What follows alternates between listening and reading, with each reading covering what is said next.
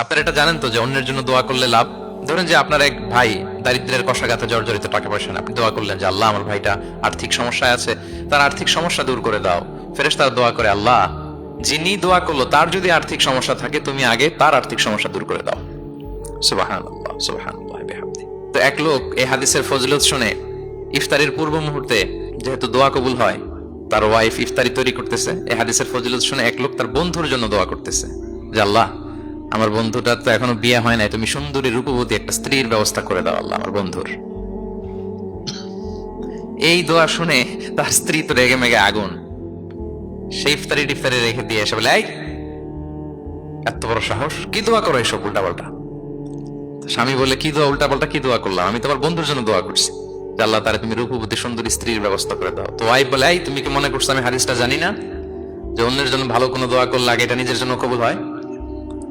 সুবহানাল্লাহ। দেখেন ইসলামের বিধান কত সুন্দর।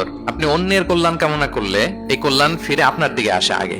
সুবহানাল্লাহ। তো এই বেদুইনের এটা জানা ছিল না, সে এসে দোয়া করতেছে, আল্লাহুম্মা আরহামনি ওয়া মুহাম্মাদা ওয়া লা তারহাম মা'ানা আহাদা। আল্লাহ তুমি শুধু আমারে রহম করো আর মুহাম্মদ সাল্লাল্লাহু আলাইহি ওয়াসাল্লামের রহম করো, আমাদের দুজনের সাথে আর কাউরে রহম করো না।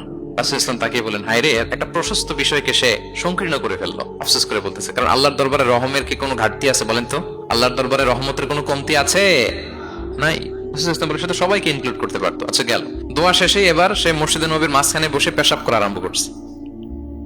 এবার তো সাহাবারা রেগে মেগে আগুন, কি এত বড় সাহস, মসজিদে নবীর মাঝখানে পেশাব। সবাই উদ্ধত হচ্ছে, তাকে মারতে যাবে। রাসূল ইসলাম সবাইকে সামলালেন, থামালেন, বললেন, রাখো রাখো রাখো, ছাড়ো, আগে সারতে দাও।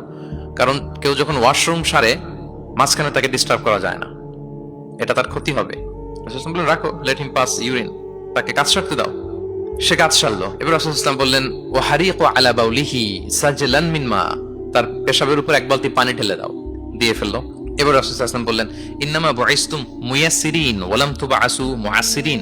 হে সাহাবারা, মনে রাখো তোমরা সহজপন্থী হিসেবে প্রেরিত হয়েছে, তোমরা কট্টরপন্থী হয়ে পৃথিবীতে প্রেরিত হও নাই। সুবহানাল্লাহ। তাহলে যে কোনো জিনিসের সলিউশন আপনার সহজভাবে করতে হবে, এটাকে জটিল বানানো যাবে না। আমরা অনেক সময় জটিল থেকে জটিল করি।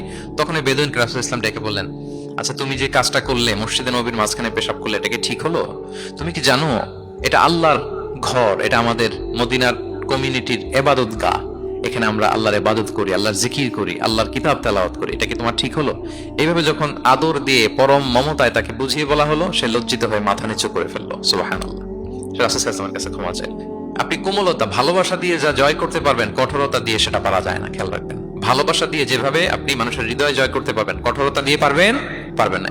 এজন্য ইসলাম ফ্লেক্সিবিলিটিতে বিশ্বাস করে। ফ্লেক্সিবিলিটি, লা ইউকাল্লিফুল্লাহু নাফসান ইল্লা উসআহা। আল্লাহ সাধ্যের বাইরে কাউকে কখনো কিছু চাপিয়ে দেয় না। এজন্য ইসলামকে সহজ করে উপস্থাপন করতে বলেছেন তিনি।